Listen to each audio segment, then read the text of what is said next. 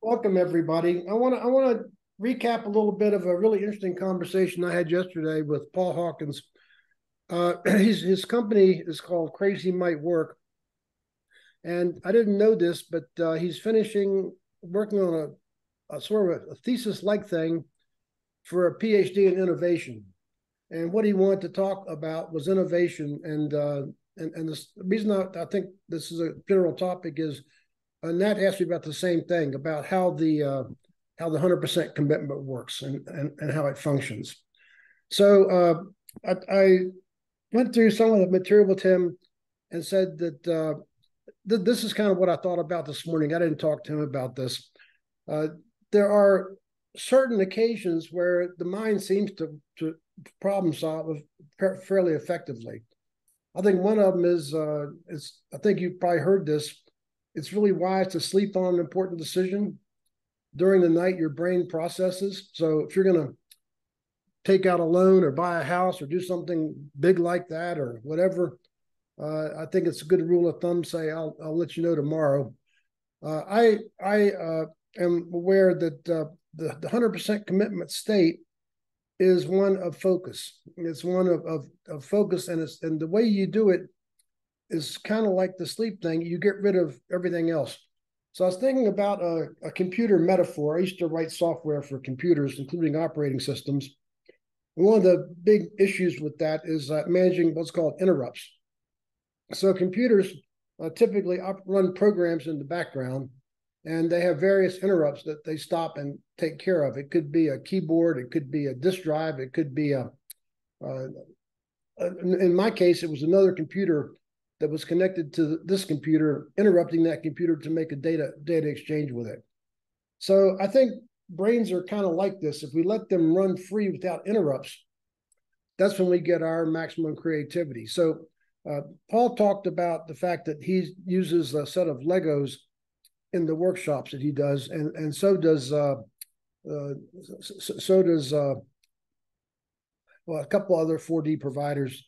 I'm trying to think a minute. The guy from the Dominican Republic, what's his name? This is my old age setting in. He uses them. Anyway, Hector. Thank you, Hector. Hector uses them. So I was thinking about this, and I used to have games in the workshops. One of them was called Win All You Can, and it was kind of like a Lego game, but it was a mind game done in teams. And people like doing it, but I asked myself, yeah, I've taught it. Do I actually use it? And the answer is no. I don't do anything with it. So the idea of addressing unfortunate realities with 100% commitment with focus, I use that all the time. I use that when the house burned down. I use that when we have a difficulty of any sort. And so I think that if you're going to teach this work, it's incumbent on you to test it. And the easiest way to test it's on yourself. And if it's something that and first principles thinking is part of that. If you use it and routinely and it works and it's effective, and that's the reason you're using it, I think that's what you should be putting out in the world. So I think what this is about is that it's getting rid of the interrupts. If the computer is trying to run a program, i.e., solve a problem, there's a metaphor, and it gets too many continuous interrupts, it can't function. The same way with our brain. So I talked to him about people like Warren Buffett, who's one of the most successful investors in history. And he says his secret is saying no to everything. He just doesn't do anything. And I talked about what I thought was an almost impossible task I succeeded with, which was the great observatories. And the way I did it was I just didn't pay attention to anything else. And there's risk in that. But so the computer is getting rid of the interrupts. And I think that he talked about the fact that there are different brain waves in different ways of thinking, and that's probably true. I don't know, but I don't know how I'd make that useful in my everyday life. But I think the idea of the first principles thinking, which I also use, is very learnable. And it's just, and I used the example the other day, even children do it. You got to go to sleep. Why? You know, and so go back to a child's approach. Just keep saying why until you get to the end, and that's first principles. So the things that I thought were good for innovation is structure. And that's what the unfortunate reality does. And I use an example to talk about this from CU, where they had a experiment where they gave some engineering kids an egg and some cotton and some tape and some paper clips and things. They said, do something creative. They just sat there. When they put structure in, said, find a way to drop the egg off the top of the engineering building and have it survive. They all went to work, and a few of them succeeded. So the structure is what the reality provides. The proper reality frame, the proper framework for creativity, I think, is reality. And to have the discipline to take the unfortunate realities and surface them and start with that. How do you address those? And then keep asking why. We talked about this with decisions. You go into why, which is surfacing the criteria, and just keep asking why. And then the 100% commitment is, are you going to decide to manage your attention to focus totally on something to solve it? And the test of that is a couple of things I talked about. Is it important enough to do it? Are you competent to do it? Are the consequences of success significant enough to proceed, even if failure is likely? If you don't do it, is anyone else going to? Can you deal with the consequences of failure? Those are the questions. And if you meet those kind of tests, then I think the action is to focus your mind.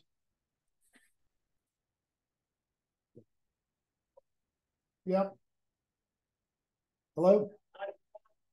Good morning, this is Conrad. I was calling about the recent updates regarding your vacation property. Don't have and get you up to date. The first of the new. Sorry, I just wanted to block that call. We got a landline and I get continuous phone calls on it. I just block them one after the other. Anyway, so I that was an interrupt. See, at that point, just like the computer interrupted, I was interrupted, and I immediately took care of that and forgot about you guys for 15 seconds. So, but I think these ways of thinking work, and I think you can learn to focus. And the sort of mechanical part of it is just don't pay attention to stuff that's less important, like Warren Buffett, or acknowledge and address the current realities, as Ray Dalio, the billionaire hedge fund manager, says.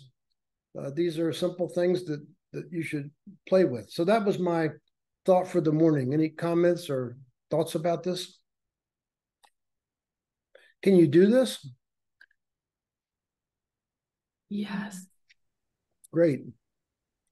I can just say I constantly have this challenge, between so many things going on around me. So that's a huge challenge.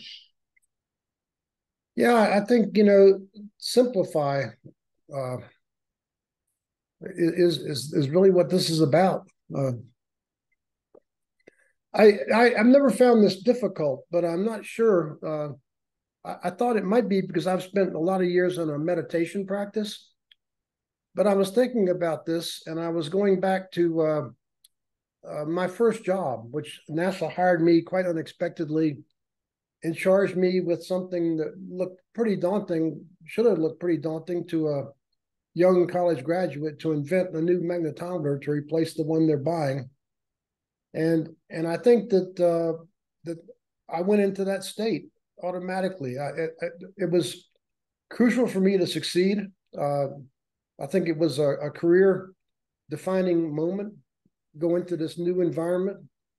And the way I did it, when I look back at it, is I went back to first principles. I asked myself, what are all the ways you can measure magnetic fields? And there's about half a dozen. The Hall effect, what's called a fluxgate magnetometer, nuclei instabilities like metastable helium.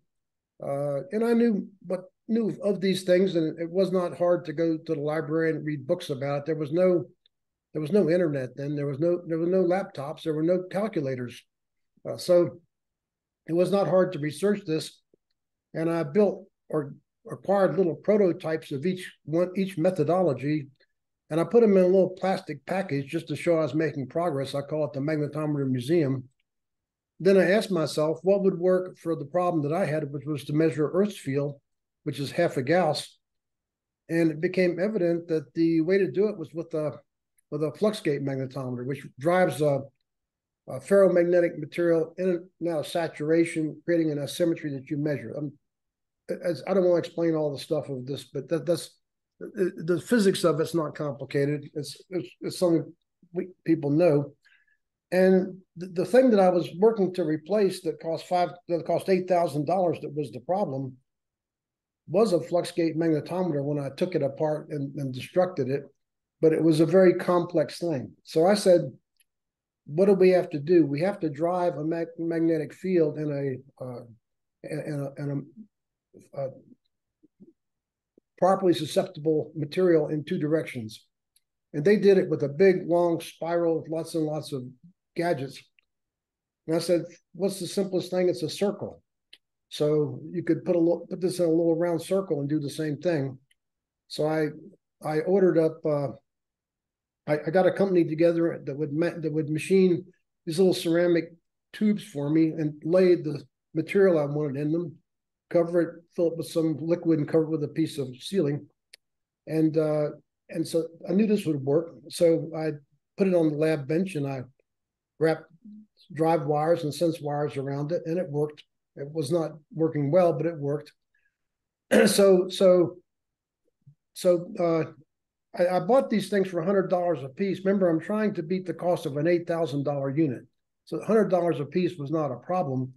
But an engineer friend of mine, Mario Acuna, came and looked at this. He said, "You're not an engineer, are you?" I said, "No, I'm a physicist." He said, "Well, if you were an engineer, you'd know this is a ring core transformer.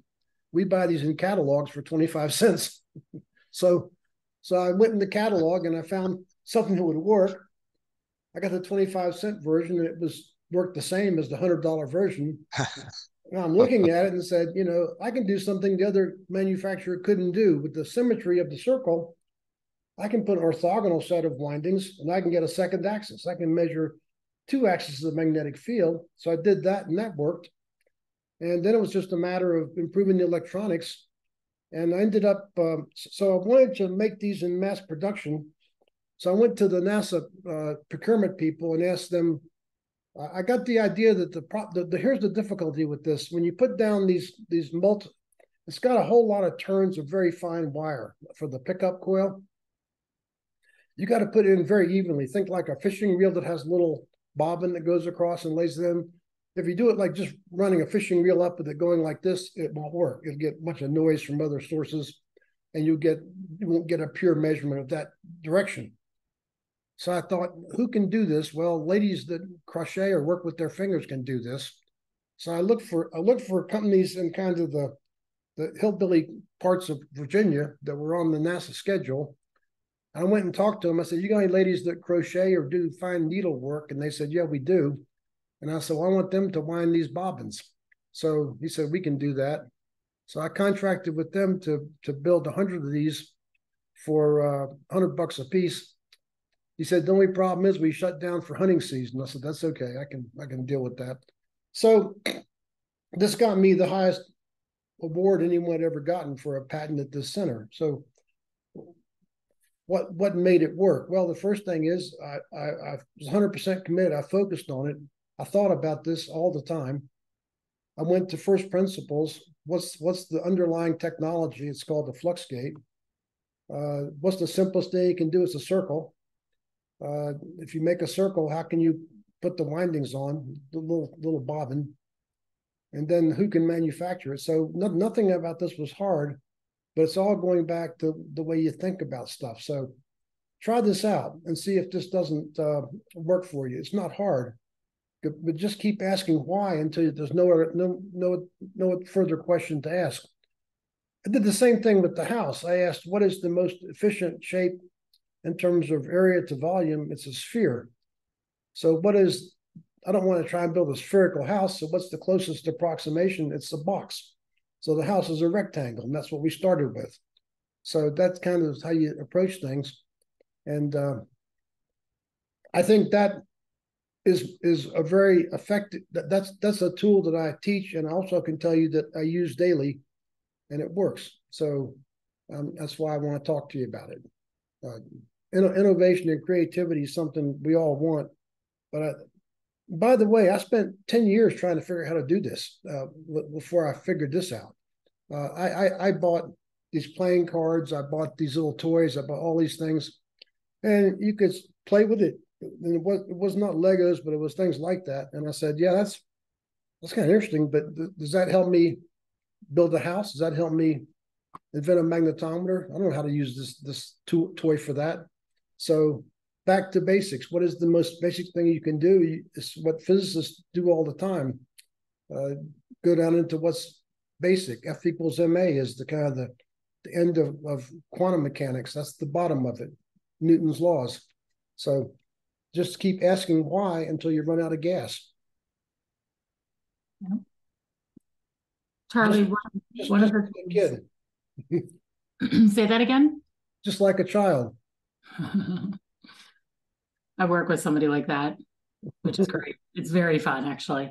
One of the things that you said is interesting. So like this, there is science actually behind how we solve problems and like going to sleep.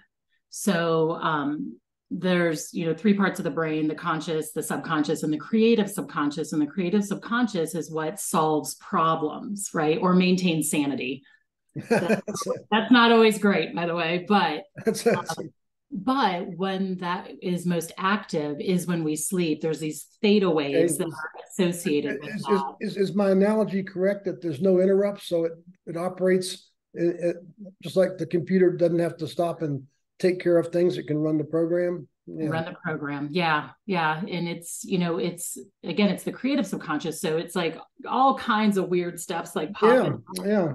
Until it can solve the problem. And so it's often why, like, if you take your mind off of something, sometimes it can start to generate an answer to a problem in the background. But oftentimes when we sleep, we make much more progress. And there's theta waves that are associated with that in the brain. Nice. So you're onto something. There's science behind it. Well, I'd like to share another thing that's been on my mind. If you might find it interesting. AI. I mostly follow this through Tesla because I understand what they're trying to do and how it works, and I've got a Tesla car that's got this stuff in it. But they're talking about how this progressed, and I'm sure you're familiar with the game Go. It's a Japanese name for a game with a board with it's the simplest game in the world. The rules, you got little white things and black things, and your job is to surround the other guy's things with your things. And it has like almost an infinity of possibilities. Chess is much easier for a computer. Chess has a very limited number of possibilities. Fewer pieces, rules to where you can put them. So people tried to build the software to play this game and couldn't. This is kind of like Tesla tried to make a self-driving car without AI and couldn't. So they built an AI computer, and they did it the same way Tesla's been training the car, which is classic methodology. You have a neural network, and you teach it with thousands and thousands of examples. The car, they do the same thing. They then adjust. I think the car's got 9 million nodes in it. They adjust the nodes so that when an example comes along like one it saw before, it gets the right answer. So they spent 4 years doing this with a software system, and the thing could beat humans like 2 times out of 3, which everybody was pretty amazed. And somebody else decided to do something that's called build a worldview, and this is how humans operate. Let's go back to children. Children might sit in a high chair and throw the block off the end, annoying the parents. What the child's doing is learning about gravity. So the child learns about gravity, and that's in their intelligence. So now they know how to cope with that, and on to more and more complex tasks: walking, picking something up, playing a game.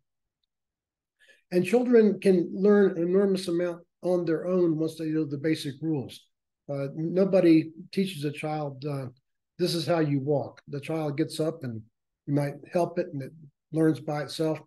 So what someone wrote is a more advanced program. This is called generating a worldview, in AI jargon, to have the computer take the basic rules of Go, just like a child would learn about gravity, then have the computer run its own simulations playing against itself over and over and over to learn how to win the game. This took 17 days, and this program could beat any person alive 100% of the time. What's more interesting is that the the thing made moves that the experts were baffled by. It did things that made no sense to the human mind that still won the game. Outlandish things. So Tesla, just in the past couple of weeks, managed to build a software system with some fancy stuff for AI that takes the 8 cameras in the car, which are 2D cameras, and construct a real-time evolving 3D worldview. It's like you're seeing it with your own human eyes, okay? A 3D worldview. That worldview is now practiced over and over on streets, and the car is learning how to detect on its own, rather than the old system, which would say, that object is a curb, that object is a car. The car is learning, just like the baby doesn't, you don't have to explain that's gravity, and that's how that works. The baby understands it. The car is learning like a baby does. And so the car is learning to drive itself by practicing itself with its own simulations. So this looks like Elon Musk has said that we've solved the full self-driving problem now. The car will teach itself to drive, just like the Go program, the more advanced Go program, knowing the rules, practice itself and learn in 17 days to play the game. And just like children learning basic laws of gravity and whatnot, learn to walk and run and all so forth and so on. So I just thought this is a really interesting development. And he said we're throwing out almost all the software we ever wrote. We made it much too complicated. All we got to do is teach the car how to drive itself by learning. So the cars are now learning. And by the way, they've got the world's most powerful supercomputer for AI learning. It's called Dojo. And just for fun, first principles thinking. So this computer is going to run at 100 exaflops. This is what you need to make a car learn how to drive itself. Like one of the things they did was they looked at the geometry of the computer board and considered that the speed of light is finite. And so that all the chips and things were placed around so that the transmission length between various parts communicating were as small as possible. I don't think anyone's ever done that with the computer design I've ever seen. Usually the board is laid out for space. And here's the biggest problem, that a human synapse requires 6 orders of magnitude less energy than a transistor. So this thing, by putting this thing together to maximize the effect of the finite speed of light, it generates enormous amounts of heat. So it needs a gigantic cooling system on it. But all this works. So I just think this is the most fascinating thing that I've come across recently, this whole thing.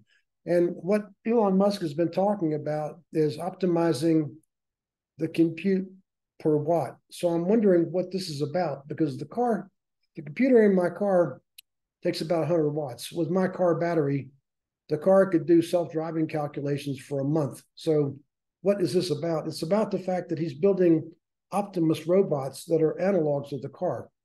And these robots have the same computer as the car, the same sensors as the car, and a robot can probably carry a 2 or 3 pound battery, not a 1,000-pound battery.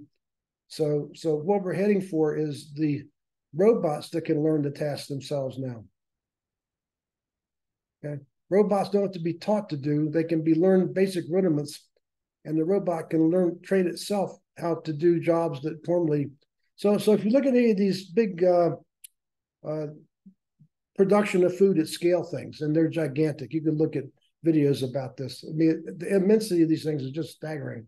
These giant harvesters that run on GPS, and tons or millions of fish or avocado. Every case they've got in some place a line with 20 or 30 or 40 humans looking at the stuff and picking out the bad things. The robots can do this. They can learn to do this. This is mind blowing. Anyway, I couldn't help. Was that interesting? Yeah. So I couldn't help sharing this. Interesting. Very interesting. Thank you for sharing.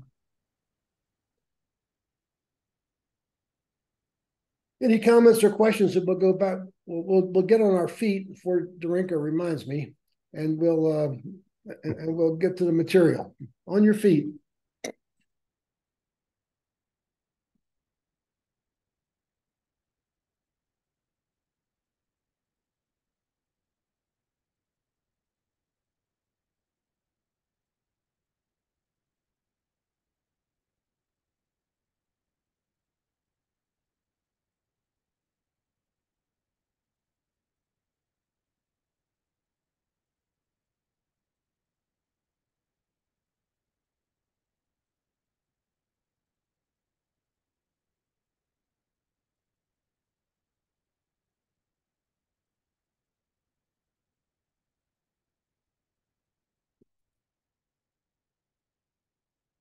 Hello, when can I come in for a test? Let me see. I'll take today at 4:30. I'll get that blocked out for you. I'll look forward to seeing you there. Thank you. Bye-bye. Thank you. Bye-bye. Sorry about that. I've been trying to get a hearing test at Costco and can't, they don't answer the phone, so had to take that. Anyway, comments or thoughts or questions before we proceed? I don't have any. I appreciate the extra detail on the 100% commitment and kind of that process. I'm gonna chew on that for a bit. This is, I need to be clear. I think this is a practice. This is not a, turn on a switch and do it. Right. I think you probably have to sort of ease into this a piece at a time. And it's like meditation's a practice, hitting a baseball is a practice. The first time you swing, you miss, I think. But I can tell you from personal experience, I don't know anything that's been more central to the things I've done successfully than this. This capability to just turn off the interrupts and focus. And I get, just to repeat this, I do this when I'm doing workshops. I put the phone away. In that time, I'm in the universe of the workshop and nothing else. I go back to the hotel. I try and do this for about 15 minutes to connect with Junko. It means listening to her day. Then I don't do it again. The rest of the night, I'm not wasting my energy on this focus. I can't do it all the time. But this is when it's worth doing, it's when you do it. I don't sit here and today I probably won't be committed to anything. Maybe you guys, but even that's easy. Okay. Let's go to some slides. I think this is an interesting section because this is about how to actually do the stuff. Let me find this little thing to share the screen where it's hidden now.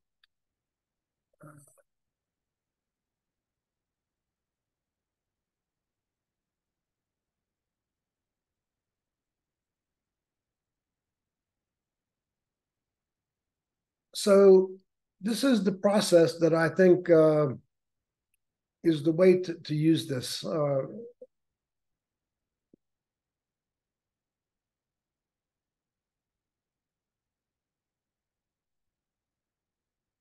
How? So what do these have in common? Things like Newton's laws. This is classical mechanics. This is one of the laws. These are good enough to land a person on the moon. These work quite well. They've been completely overtaken by relativity, but in the classical world, they're very useful.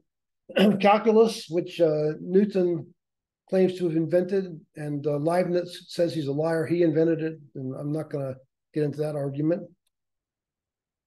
And these equations, which are Maxwell's equations, these are These are so important that when I was an undergraduate student, we used to have T-shirts that said, "And God said," with these 4 equations. This is the entirety of classical electromagnetism. These look simple. They're damnably difficult to work with. It's vector calculus. This is probably the hardest thing I ever dealt with as an undergrad physics student, these equations, these deceptively simple equations. And this, which is the 4D system.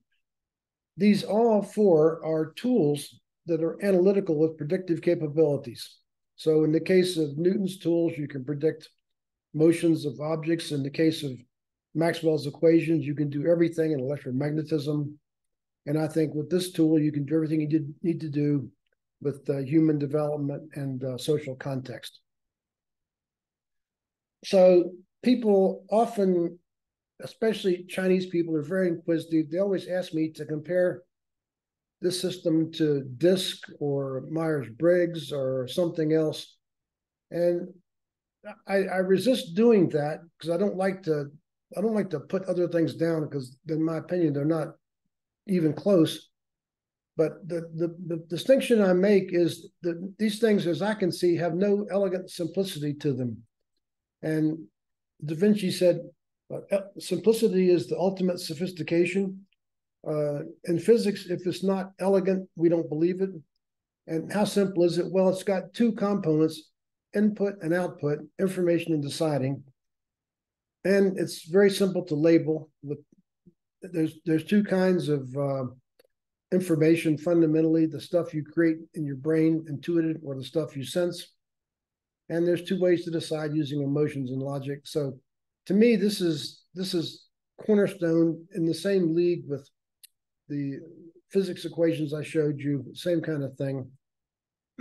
Again, another physics equation. Many people believe this is the ultimate reality, Schrodinger's wave equation, that everything's quantum mechanical, but we don't need to go there.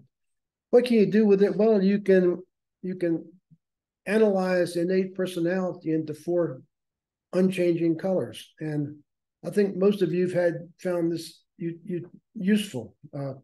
It's something I use sort of every day. I deal with somebody. I'm pretty easily able to put their color and label their color. And once I've done that, it's easy to understand them and deal with them and communicate with them.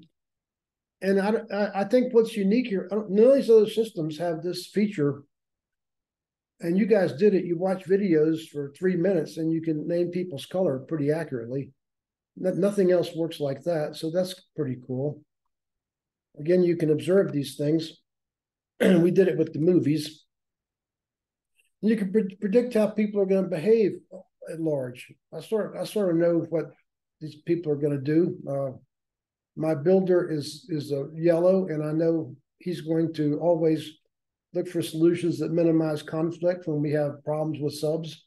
And I appreciate that about him. He does it very effectively. By the way, his talent comes from the fact that he worked as a high school student as a salesman for a Japanese car company. And he was the top salesman, so he learned early on how to get people to do what he wanted, and that's what he's skilled at today. Communication effectiveness. I've mentioned this before. When I worked for this very troublesome administrator, he was a 1D blue. I couldn't name it then, but I knew but the color, but I knew that he was a visioning leader. So I was the only person able to really talk with him. What I would do is I would make a presentation, and I'd start with the blue stuff, the out of the box thinking, the possibilities, and that would hook him. So once I've got him hooked, I would go on to the rest of it. So one of his problems was that he saw the NASA workforce as someone to make war against, if you can believe that. So I would start off with something about how if we made a speech that looked like this, and put in that he's going to create a new space station or something, then move on to, I could have him halfway through do something nice for the NASA people, because I've got him grabbed with what he loves early on. So I maybe was uniquely able to talk to this guy. I talked about the potency and appreciation with my divorce, and the fact that she said, I don't know why you want to divorce me. And the reason was because I love you. And I said, because I don't feel loved. And she hated my blue and loved my orange. And I loved my blue and hated my orange. So for appreciation, appreciate something people appreciate about themselves. This stuff definitely, these behaviors will enhance your individual performance. And we've got proven data with that, quantitative data with the individual assessment data. And develops people. I have no doubt about this. People. So I like to talk about the fact that when I joined NASA with Apollo, we had an entire organization 100% committed to putting man on the moon. The mindset was we broke rules, did whatever we wanted. We're going to the moon, get out of the way. If you got a problem, call the president. And there was gigantic human sacrifice in this, divorces, all kinds of things. People worked 7 days a week and didn't think anything about it. But those of us who were there in that time were changed forever. We're different than other people. We're action-oriented. We get the job done. Today, NASA's become, I fear, a typical bureaucracy, bogged down in equal opportunity things and all kinds of other things that we didn't have time for. So I think that if you don't tend to the social context of a team, you're doing something worse than minimizing performance.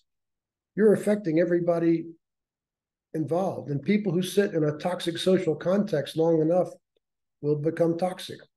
And so this is important. Team performance, that's kind of the sort of the whole thing. I talked about match to project maturity, the fact that you need blue people in early phases of projects. Building my house, the architect was blue. The construction process is mainly green, and Tom's a sensor builder, so he does the orange quite well. And the fact of how Steve Jobs, who was thrown out of a company that he created because he was the CEO and nobody knew why, but he didn't match what the company had to do now, which was to manufacture and deliver product to pay the shareholders back, investors back. But when he came back again as a head of technology, it became the biggest market cap in the world. So when he matched to a blue job with his blue personality, it worked. And that's extreme case, but I think it makes the point that this is an interesting thing to do. Yeah, I talked about him. Oh, so you can diagram cultures into 4 colors. And I talked about how I made a lot of money winning programs for TRW. All I did for 7 years was I went into their proposal teams and looked at the personalities of the proposal team, the color of what they were doing, the color of the culture, got them to match it. And they're looking back on this, what was incredible, they removed people on my advice. So they bought this logic. So we definitely won, I'm going to say $100 billion worth of work they would not have won otherwise with this very simple thing. This idea of shareholder mindset, that if everybody agrees that the activity is about maximizing benefit or minimizing cost, it works. If they're mixed, you're going to get fired. So early on, I was trying to figure out if this thing worked. So what I did was I took missions I'd been involved with that had been successful. This one on the screen is Gamma Ray Observatory. And they had a symposium after the mission was decommissioned, and I was invited to speak, as were many other people. That we got 20-minute speaking slot, and the whole day filled up. Every person got up and said this was the best experience of their life working on this project. So I took this and other things that were successful, and there were people who made charts of what the environment was like. So I took the data and I mapped them into the 4 quadrants. What I found was that every single one of these had more on the emotional side, more on the appreciation and inclusion. And it later figured out this is because these are the lowest things in the need hierarchy. So then I looked at projects that had failed, Challenger, Hubble, Tokyo plane crash, whatever, and found out that they all had limited or vacuums on these 2 deepest needs. So this sort of validated the system, in my mind anyway, that this works. And I kept doing this, and turned out I could take a project and I could talk to them and measure it and predict whether they're going to succeed or fail quite reliably. I don't think anyone else can do that. So how do we use this thing? Well, the first thing is I always worked at the team level. What's a team? Well, it's a group of people with a single leader, a willing leader. So early on, I said to NASA, I will not work with any team that doesn't want to do this because it's a waste of time. So ask the team leader, are they interested in enhancing performance? And the people who really wanted to do this were the middle managers. The top leadership wasn't too interested. I think they're afraid of being found out that they're not as good as people think they are. And the middle managers had the authority. And when I talked to them about leadership, they said, no, I'm interested in leadership. I'm interested in success and performance. I live or die on whether this team performs. So if you can help with team performance, that's what I'm into. So I first do that, and then give everybody a copy of the book. The book's cheap, $20. It's not much in the scope of this thing. And I take data, always take data. So why do I do this? Well, I learned early on that there were occasions when this stuff didn't work at all. And the reason was that teams, so teams that benchmarked in the bottom had I later call these 7 deadly sins, something the matter with them. My metaphor later was it's kind of like a thorn in the foot. You got to stop and pull the thorn out so they can then start to walk again. And ironically, teams in the top quintile got the most out of it, and they were the most pleasurable to do. So I'd take data first. If it's a bottom quintile team, I'd go and assess what the problem was. And there were 7 that we found common with NASA projects that you could, the 7 deadly sins, you could take those and you could, by the way, Paul has an online working assessment tool you could probably use if you wanted, that he's using. So anyway, you could do a little consulting work, find those out, fix them, take data again, they move up. And once they're out of the bottom quintile, they can do a workshop. The top quintile teams were so much fun that whenever I found one, we'd have a big argument among my team about who got to do it. And it's the low marking thing, but have a big argument about who doesn't want to do it. So that's how that worked. And I discovered, to my great surprise, that the assessment tool, and I'll change the name to Accelerator later, because it really is a behavioral change accelerator, was the most potent tool we ever had. I never expected this. And so I started to see why. And the reason is it's a learning tool. So the first thing you get is an explanation of why each behavior is important. This is teaching. You read this, and people read this carefully because they know they're going to be asked about it later on. Then I wanted to mitigate normalization of deviance. And we talked about this, the sort of frog in boiling water problem. And I didn't know how to do it, but a workshop participant said, I know how you do it. And he said, you do it by measuring against a standard. And I thought, yes, that's exactly how to do it. I had not thought of that, but that's the answer. But I realized later that when you show the standard for what is good, you're teaching again. So you've done a very important didactic thing here. You said, here's the thing, here's why it's important, and here's what good looks like. So everybody's learned this without knowing that they've learned it. That's why this tool works so well. And then we scored the team against behavioral norms against the standard. And the thing is really simple. You ask them to check a box. If it always meets the standard, you get 100 points. That makes sense. That's as good as you can do. Never meet the standards, you get 0 points. And so the in-betweens are 25 and 75. So that's the scale. Then they put in comments providing the rationale for their score. And that's often the most interesting part of the whole thing. So data product, the first thing is a kind of a checklist. And it sure tells you what to do with this report. Things like use it for action learning, that there's a worksheet associated with it, and go through the worksheet or take actions. And at the end of it, I said, decides when you're going to want your next TDA. So early on, I talked people into doing workshops because that's all I had. When I got this tool, I didn't talk to new clients about workshops. I talked to them about the basic underlying structure of this, and said, and I show them the briefing, and usually they're not persuaded. And the reason they're not persuaded is, in their experience, nothing else has ever worked before, which is the biggest problem I had. Nothing anyone else has ever done worked. So I said, okay, we got 2 options. I can spend another 2 hours trying to persuade you, or I'll launch a TDA for you, and it'll take you 15 minutes a person to do it. Why don't we do that instead? And you'll get out of this, you'll get a benchmark of your performance.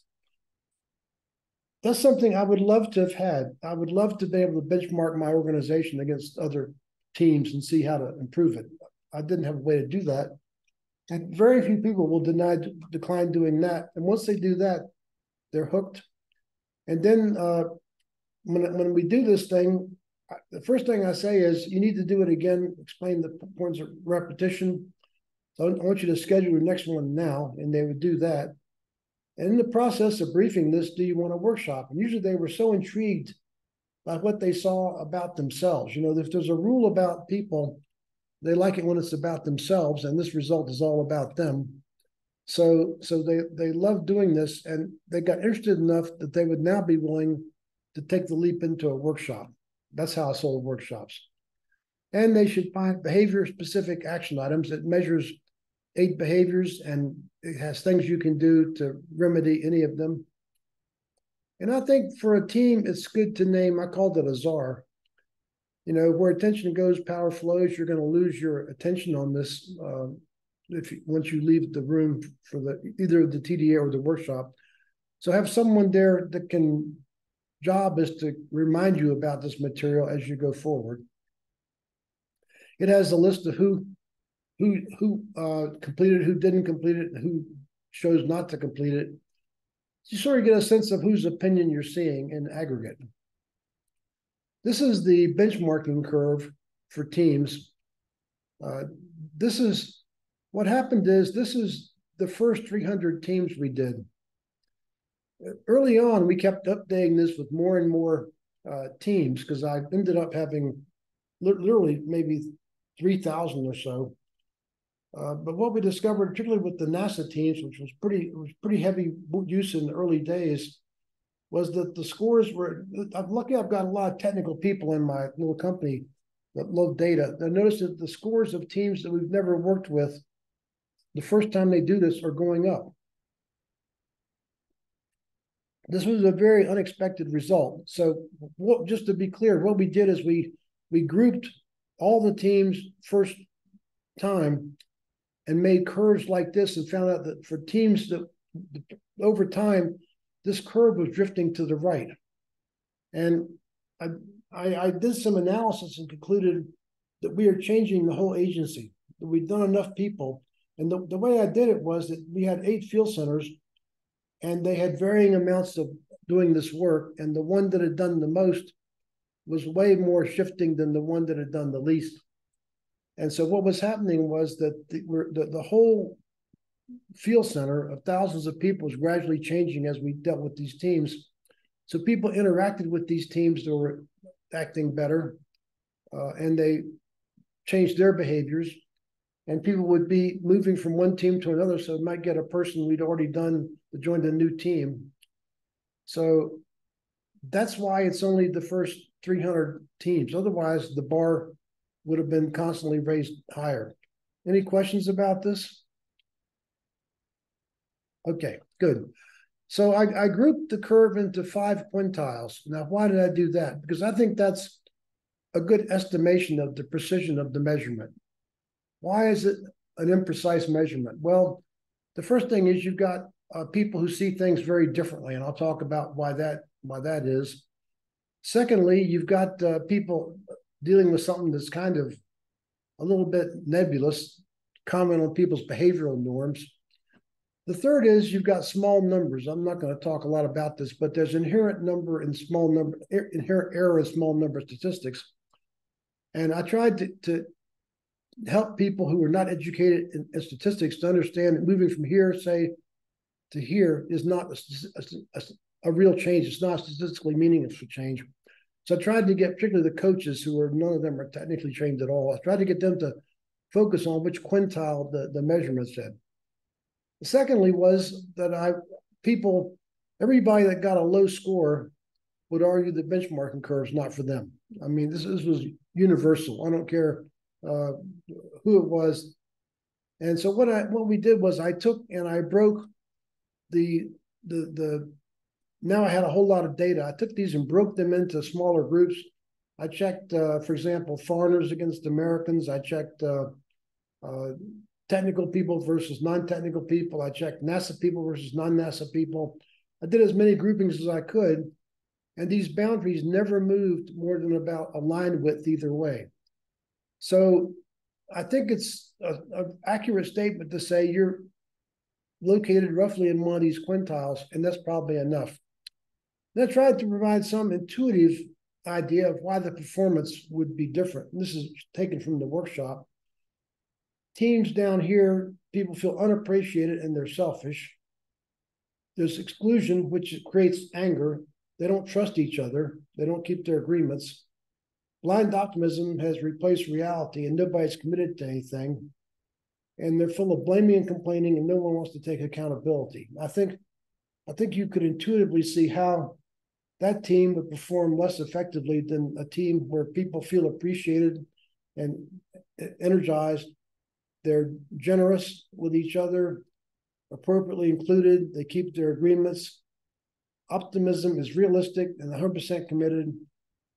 They're avoiding drama, so they're responding effectively, and they're assuming accountability.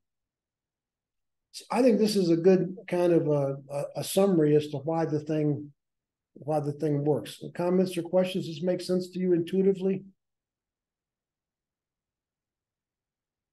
Everybody okay? Very much so. Very much so.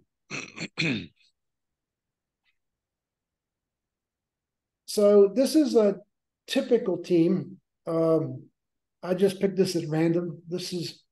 What this is the average team score. Now I want to just make a little subtlety here. This is not a normal distribution. This is a skewed normal distribution. And the term average doesn't make any sense except for a normal distribution. It refers to a distribution this is not. So average is not a precise term for this, but I don't know of any better one. So I use the word average, but I do know it's not a normal curve. It's a skewed normal curve. I don't know any better way to estimate the representation of this. So I compute the average. Here's a team started here, moved up here. I would say this is a significant move. They moved down here. Probably something happened. I don't know. They got maybe a layoff or a budget cut or something. Moved up and came back up here. So the thing you want to infer is you want to look at this and say, well, we've got a nice positive trend line averaging the data. We've got a lot of scatter. So people would be pleased with this result and usually keep doing it. Any questions about this? Yeah. Looking at it, isn't this reflecting the normal change behavior where you have the initial enthusiasm and then when you're confronted with reality, there's like a bit of a downfall and then a slower growth towards that peak?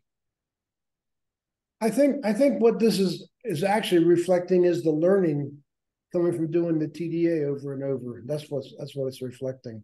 You may be right about that, and I don't know if that pattern is I think there's an upward trend for everybody that does this repetitively. That's true. Whether it follows this pattern or not, I don't know, Nico. You may be right, but I never studied this that much. That's an interesting observation. But what I'm really interested in is what is the trend line is up, and the fact that they're scattered, you could probably look at what's going on in each phase and figure that out. But your idea might be right. I don't know. Charlie? Yeah.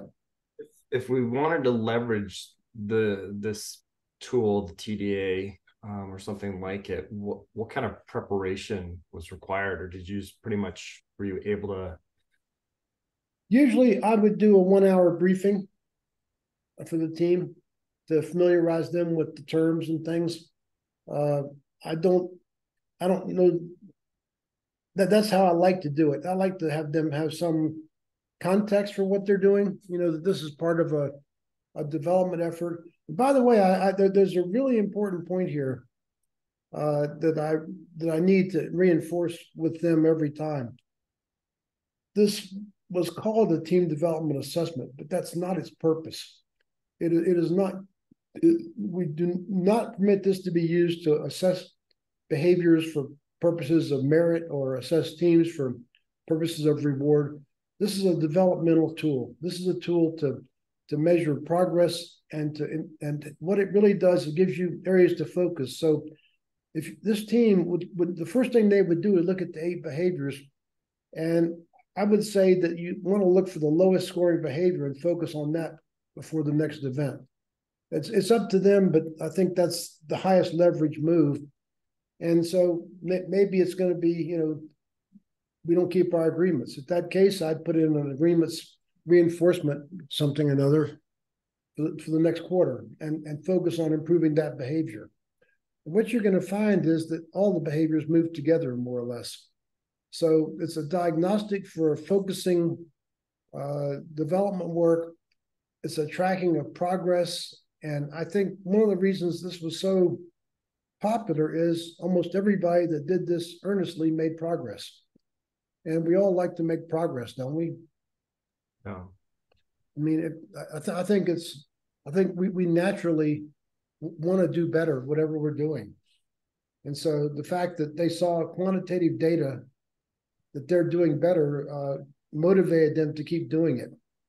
And some teams I worked with, believe it or not, over 10 years, and they moved up to the top in the first year and stayed there. And they understood that if they didn't keep doing it, they're not going to stay there. And they were recognized by their institutions. I say every case that I know, when I got a team into the top quintile, that they were recognized by the institution as being managed extraordinarily well.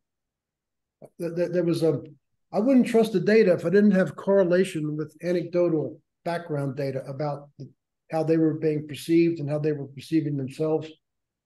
Right. That's a long answer to a simple question. I usually try and do an hour briefing beforehand, just so to get the idea of what we're trying to do. Right. Because the concepts, I think, are relatively accessible. Yeah, I think it's just better to.